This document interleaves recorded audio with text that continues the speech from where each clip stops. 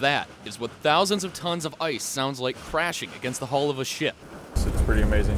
Josh Seek is captain of the United States Coast Guard cutter, the Neah Bay. Only 8 ships are on active ice-breaking missions, clearing the way for freighters carrying essential goods like petroleum, diesel, salt, and sand.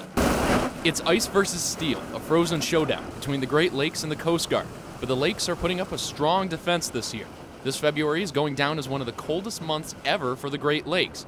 Bitter Arctic cold freezing the lakes to almost 90% ice coverage. While we're just outside of Algonac, portions of the ice were almost 8 feet thick. It just increases or introduces additional friction on the hull that you don't have when you have an extremely straight track.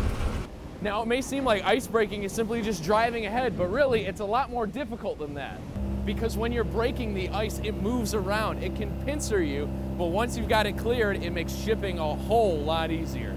It's nice to be able to train, and then you actually get to put your training into use on a daily basis. I guess it's been 7 months now.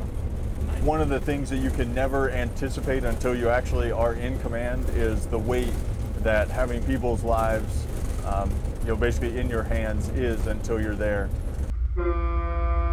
And with ever-changing conditions, the Neah Bay and her crew must fight even harder. Donald Stephenson is an engineer aboard the Neah Bay.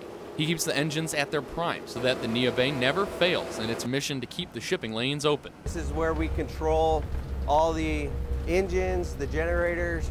This is where we monitor all our equipment. The crew working around the clock as the Great Lakes start the year off with above-average lake levels. It will also take us longer to warm up this season. But until we do, the crew of the Neah Bay will keep breaking ice to keep the freighters moving. You don't know if you're ever going to actually be able to do what you've trained to do. But they won't stop. From aboard the Neah Bay, Ahmed Badji, NBC 25 News.